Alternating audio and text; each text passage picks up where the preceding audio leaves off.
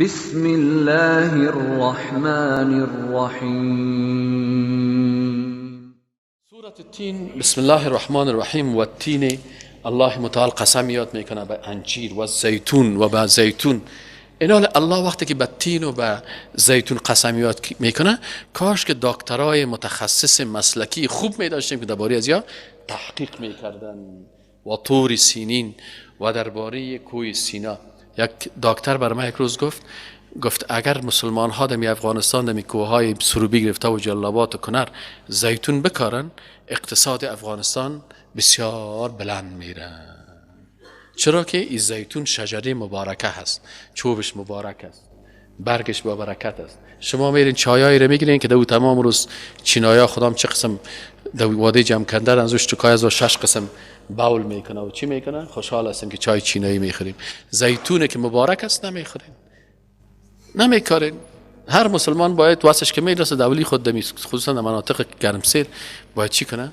زیتون بکاره و تین و انجیر بکاره. این چیزهایی است که الله متعال وقتی که سوگند یاد میکنه، حتما دی از نگاه طبی صحت است، از نگاه اقتصاد برکت است، در هر چیز نقش داره. ولی مسلمان ها از قرآن که استفاده میکنن. و طور سینین و قسم است به طور سینین، کوه سینا قسم است به این کوه الله یاد کرده. شما ایره ماندین پیش یهودیا، در دست یهود و نصارا باشه. و هذا البلد الامین، و قسم است الله متعال میگه به این کشور با امن که مکه مکرمه هست. لقد خلقنا الانسان فی احسن تقویم. الله 4 مرتبه قسم یاد میکنه. سر چی؟ لقد خلقنا الانسان، یقینا که خلق کردیم. دی لقد هم قسم است، قسم پنجمی، یعنی 5 مرتبه الله قسم یاد میکنه که انسان احسن تقویم است، بسیار چهره زیبا داره. سر چهره انسان سر قد پخش است. اگر سیاه‌پوست هم از احسن تقویم است. و الله متعال میگه تو انسانی که احسن تقویم هستی، فکرت باشه که چهرهت بازی ندیده. ثم رددناه اسفل سافلین. با اینمی چهره زیبا ایره تا ترین جای دوزخ.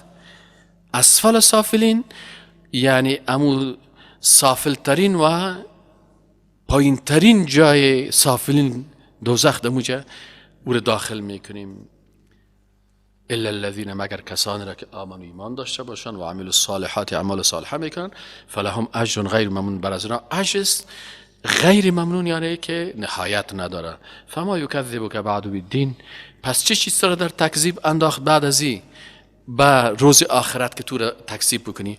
الیس الله باحکم الحاکمین، آیا الله نیست بسیار حاکم ترین حاکمان، یعنی حاکم عالی که تمام قوانین او میسازه، احکام او قدرتمند است و او رب همه ما و شما است. بله.